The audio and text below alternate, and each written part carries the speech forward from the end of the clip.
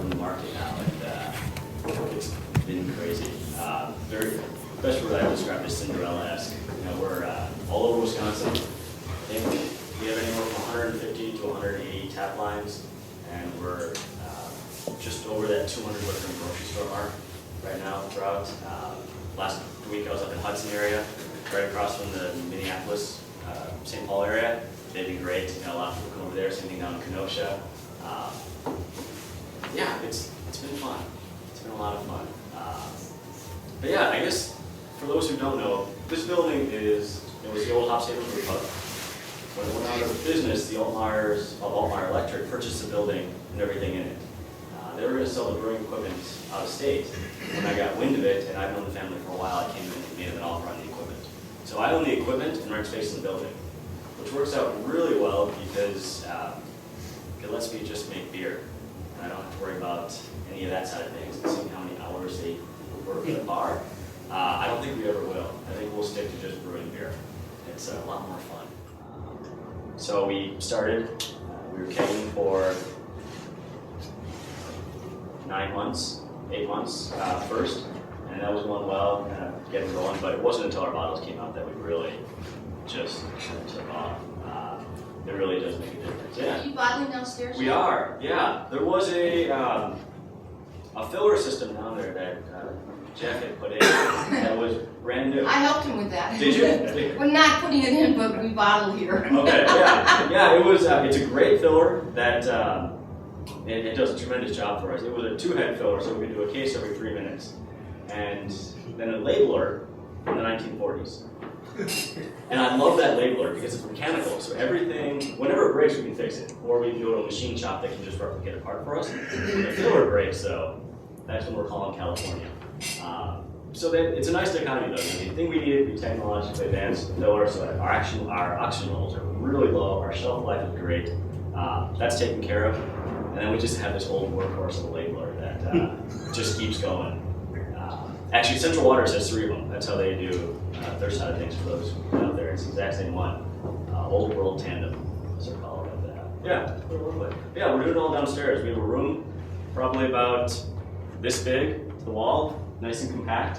Only 2 of us can only fit in there at a time, which works out well. We throw the bottles on by hand after sanitizing them and pull them off one at a time. Fairly manual right now, but it's working. You know, we can bottle up to about 350 cases in a day, which is all we really need to do because that's close to 30 barrels. This is what we max out with brewing, so brew a batch, bottle a batch. June, we are expanding. Our first expansion, which will be very exciting.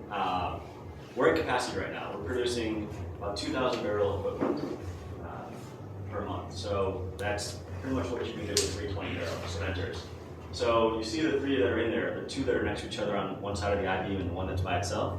That one by itself is going out, and we're adding 6 30-barrel fermenters in that room. So you'll have 2 across from the 2 that are in there and 4 more on the other side. That's going to take us up to about 10,000 barrel capacity. All in that little glass room? Yeah. It's going to be tight. It looks like submarine quarters walking around in there, but it's a tank farm. You know, you go in there and fill them up, dump them in and clean them. You don't really have to do much else. So it works and it lets us stay in this building for a long time. We looked at trying to rehash the south side of the building. It would have been expensive. By the time we had to knock out a floor and everything else going on. So we went this route for now, but in order to do so, we're having to knock out a hole in the ceiling above us, as well as the roof, and drop the cranes in, or tanks in with the crane. Shutting down 14th Street. So we're only doing it once, and thankfully the bank is very supportive in helping us get the financing along.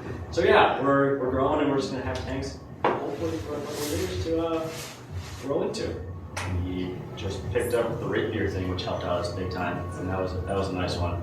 So for anyone who posts on rate beer, thank you. That really kind of topped us out and got us some notoriety across, especially Western Wisconsin where we are right now.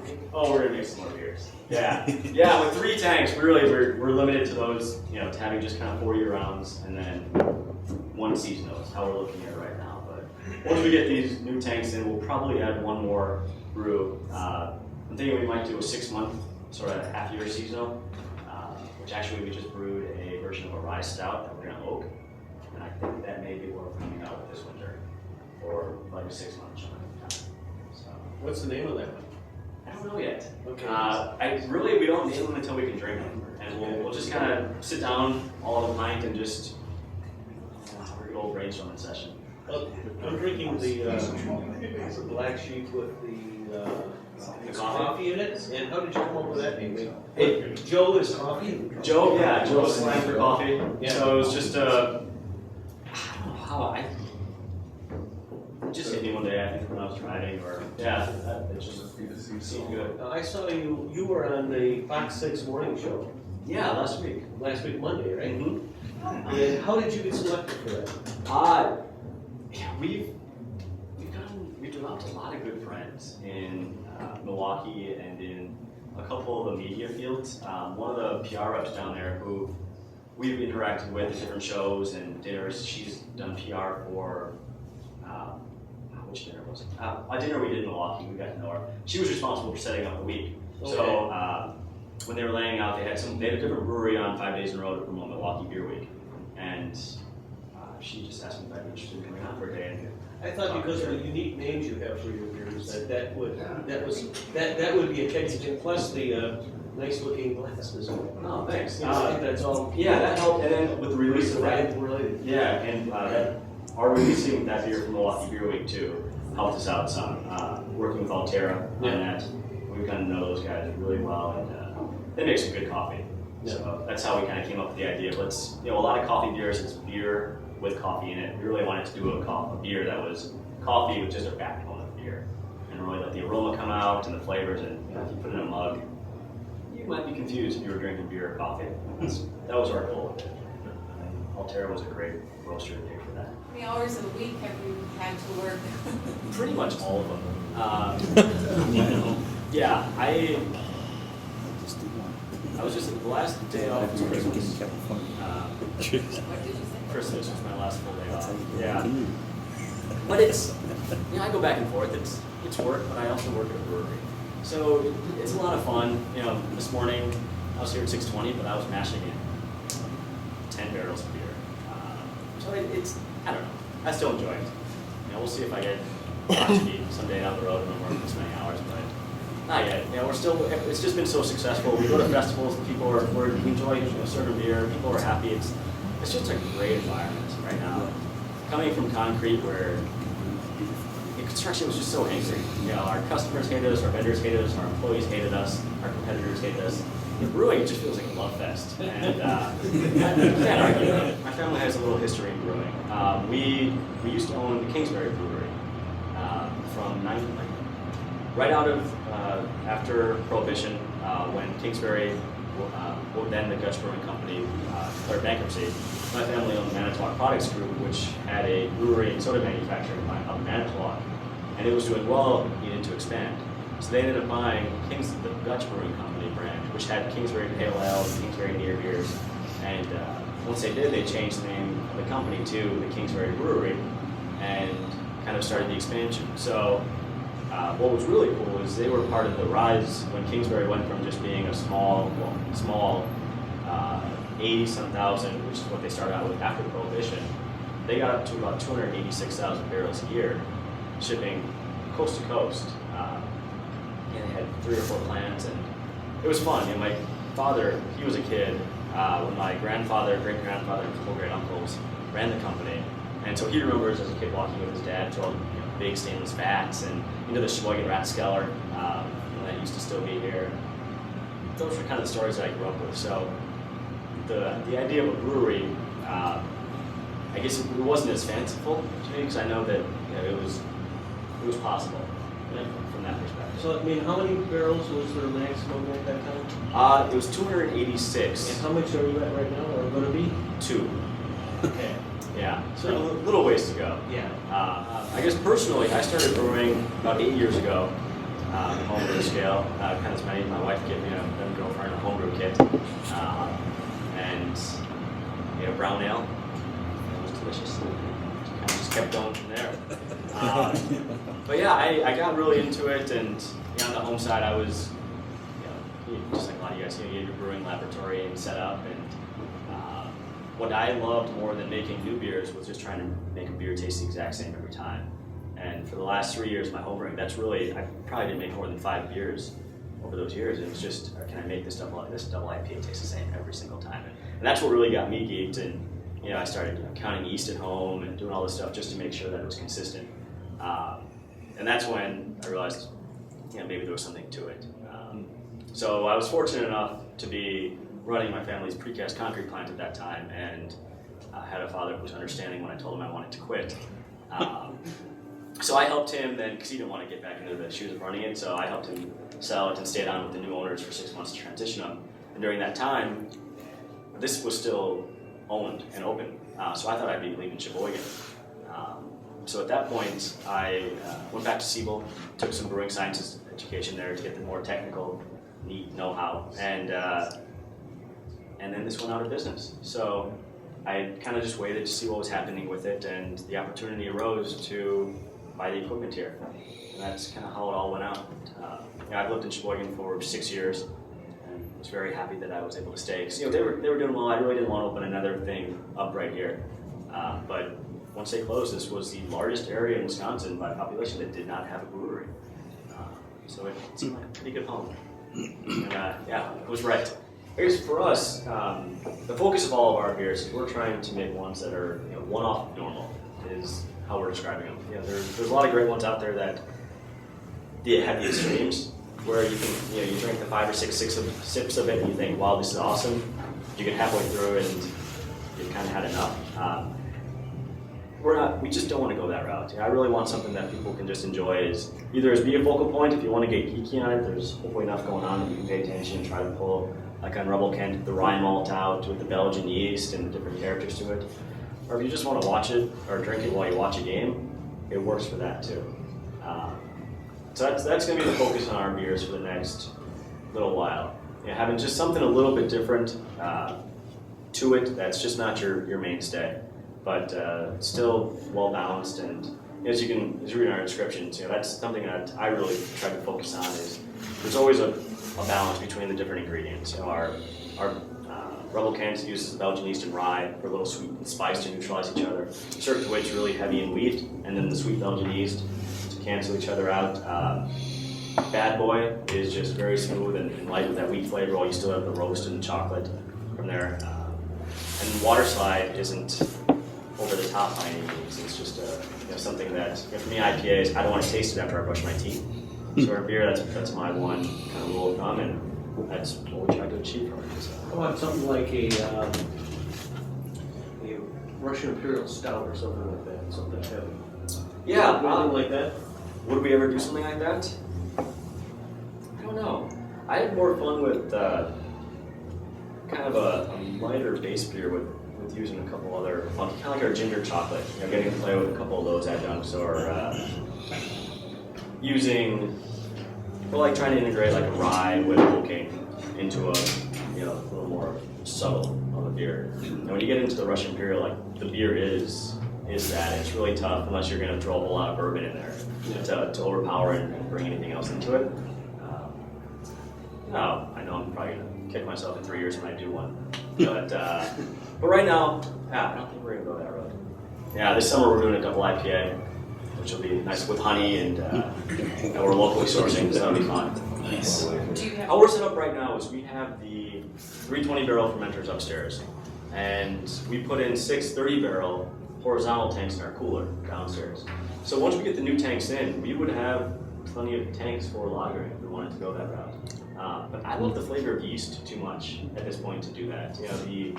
I love just playing with the different fermentation temps. That's why the Belgian yeast strain is one of my favorite, because you can do so many things with it. You ferment it cooler, it's just nice and clean, and just a little sweet. You can bring it up and either get a little heat out of it, or bite, or just some really robust sweet fruit esters. And being able to brew on a system like this, where we control our fermentation temps down to the 10th of a degree, it really lets us know what's going on and change them. Cirque at 1 degree difference is almost 2 different beers. We'll probably stick with ales. Circuit Belgian yeast also? Mm-hmm. Yep, right now we're 2 brews Belgian, 2 brews American. And I gotta say, yeast management was really one of the things that surprised me, how difficult it is to keep them turning because yeast is, when it gets to our side, we can reuse yeast for quite a while as long as we take care of it and keep it healthy. But boy, does it like to just shoot off in a direction without you, if you're not paying attention to it for a day, and then you got to try to bring it back in and get it back to where you want it to be. We just did our best run. We had 18 brews with the same yeast strain, and then we had to toss it because it just it changed too much. And that's where our lab comes into play. We're streaking yeast and isolating cells, so we know what the appropriate American strain yeast cell should look like, so we can compare it to newer versions, generations of it, and see, okay, is it starting to mutate on us? And if it is, that's when we know we can start watching it. If it mutates too much, then it's when we toss it and we start over. But yeah, our lab is, for brewery our size, fairly robust. We're counting yeast cells every brew, checking viability. We're streaking and staining plates, as well as doing forced conversion tests and sampling for bacteria, wild yeast all throughout, just to make sure that every time it's going to taste the exact same. So hopefully as we grow into a brewery in the size that they have a lab similar to what we have now, we'll just be able to grow into it without too many growing pains. And that's where Brian, our new head brewer, really came into play. He's got the microbiology background, so he's able to take it further than I was able to with my education. There are 4.5 of us now. So it started out, myself and my assistant brewer, Dave Bolter, who he's been a home brewer for 30 some years. He moved to Sheboygan actually for the surfing. He came here for the Sheboygan Surf Classic, met his wife at Water Street, and that was it. He moved to Sheboygan. So we met through a friend of a friend, and he did lawn care and snow removal 2 winters ago when there was no snow. So every morning he would just call me and say, "Hey Grant, I got nothing to do today. Want me to come in and help?" And he bamboozled me. After 2 months of free labor, I'm like, I can't do this without Dave anymore. So I hired him on, and it's been great. But then after that, James, a college buddy of mine, gave me a call and was interested in coming in, and he actually joined as a part owner. Gave me a year of kind of free labor and some great expertise on the sales side, and he's been handling a lot of our social media, so any of the Facebook posts are all coming from him, and Twitter. He takes care of a lot of that, which is perfect right now. And then most recently in December, we added Brian, who was a brewer I tried hiring when I first opened, but he and his wife were ready to move up from Chicago.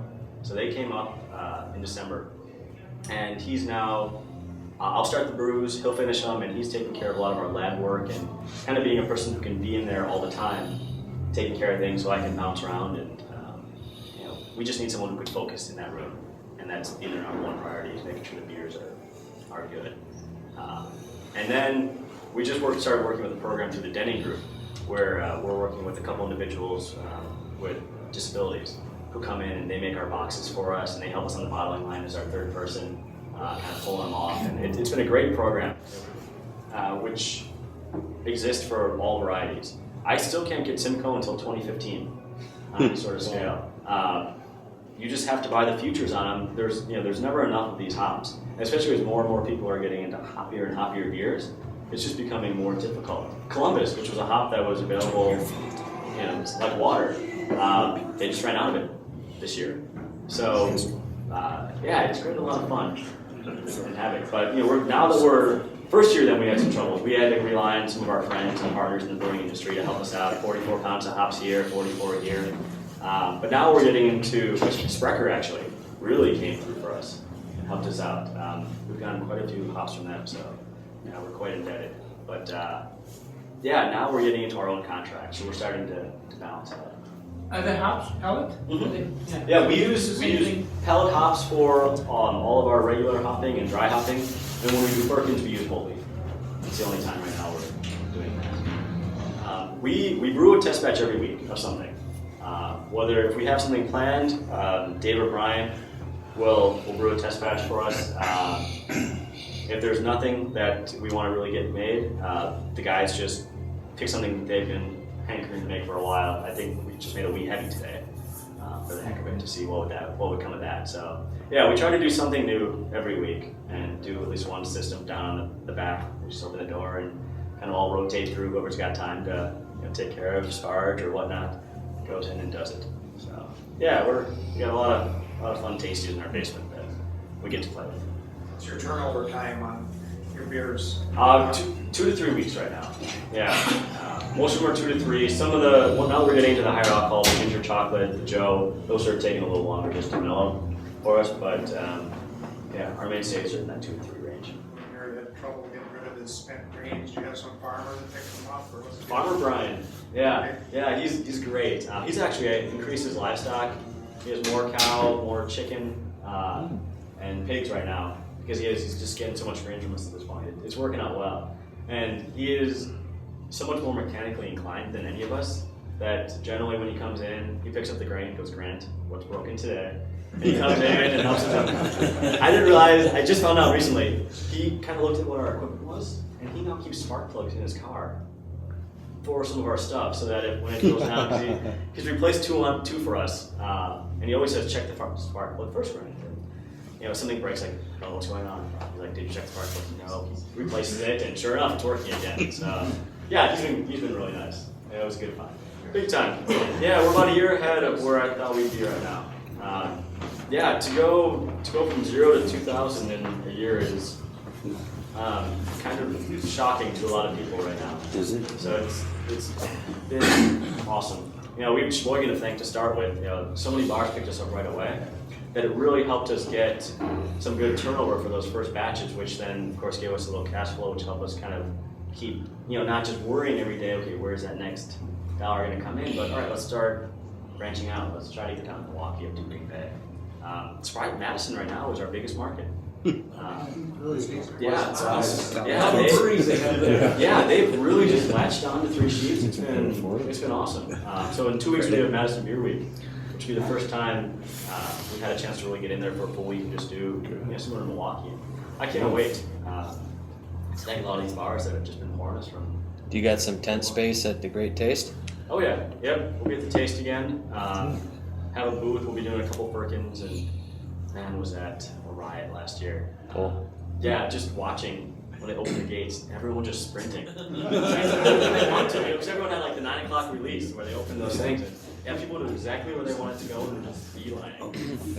Is And that you your could first see. Great Taste? What's that? It was, yeah. Yeah, it was nice. I know, that's how I got started on the backside. Yeah. But what really I thought was cool is, I don't know if you guys had this, the apps on your phone for the Great Taste. Oh, yeah. So that if there was a special release, you could see everyone pull out their phone at the same time, and then just go to that test.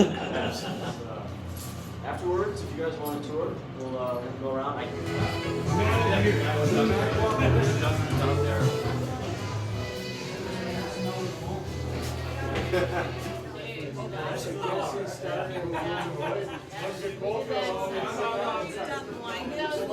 Yeah, this is a hot liquor tank without the jacket. So you can see the two, over here, the two bands of the dimple stainless. That's where the steam flows through to heat the hot liquor tank. It's really efficient. It works, works beautifully for us. The only thing we did was update the computers right there. And that's was kind of the difference from going from a brew pub to a packaging brewery. With those systems, like I said, we're keeping our fermentations down to a 1/10 of a degree. Variance, our match temps are within 1 degree. When we run our from kettle, from the kettle, when we run it through a heat exchanger to our fermenter, that pump is on a variable speed drive that is able to control. We set it to what temperature we want, and based on the water temp, it'll speed it up to make sure that the warp coming out is always right at that proper temperature. So it's that's where we put our money when we did the first investment here to make sure that things were always the same. Thanks, I'm sure you guys, I can. Yeah, we have pumps all over the place. This is one of them. We got another one for the mash tun, another one that's approved, which is a 6-week process. That's really it. And then we pay taxes every 2 weeks. I don't know if you guys know that. Really? Is that on the quantity of the fermenters? Or Once it goes into a keg or bottle, you pay taxes. Oh, okay. So That's what we have to pay before we get to sell it. Yeah, down there and sometimes Our glorified QC lab. What we have going right here is called a force conversion test. So all this is after we throw the wort in there with the yeast, let it all mix up, we'll pull a sample, and with a stir plate, just mix it up. What this does is it'll finish the beer in 2 days.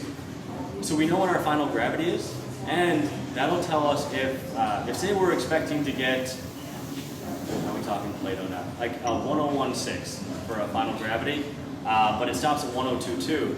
That's telling us that the yeast is tired. You know, it's reached the end of its life. You know, we've gotten 15, 16 generations out of it. We got to watch it, and then it gives us 2 days head start then to kind of figure out, okay, how do we keep that going for that extra, 4 thousandths of a gravity unit. So this is a really important test as you try to stretch that yeast out as far as possible. Other than that, this fancy guy we use for our bottling, it'll measure the amount of oxygen in the bottles, as well as then just your simple carbonation test to see how many volumes of CO2 are in there. So that's just handy for... So that just punctures it? Yeah, punctures it. We fill it up with a caustic solution right here that we mix that in with the beer, and it'll consume all the oxygen actually. So based on the meter readings that drop down, we were able to tell how many milligrams per liter of oxygen are in the product. And then that we can just do periodically throughout the day as we're bottling to know what's going on. Grant, why does the amount of rollers differ in your Because extract? then you can crush different amounts at the same time. So like your first roll will be what you generally want it to be. But when you do that, you're still going to be squishing some hulls versus just cracking them like you want. So then you go to the next roll, and anything that's small, all the fine dust powders, things like that, they just drop out. So then you're only left with the big stuff that you want to make sure is still cracked. So you run it through the next round, and it'll crack those, and then sometimes when you have the third, drops everything else that's already been cracked and done what you want, and cracks them. So it just is more efficient. Do you have stuck sparge efficiencies for problems at that level, or? You just have to take care of it. I saw the rice hulls. Yeah, we use rice hulls for our wheat beers. For our regular ones, we don't have to.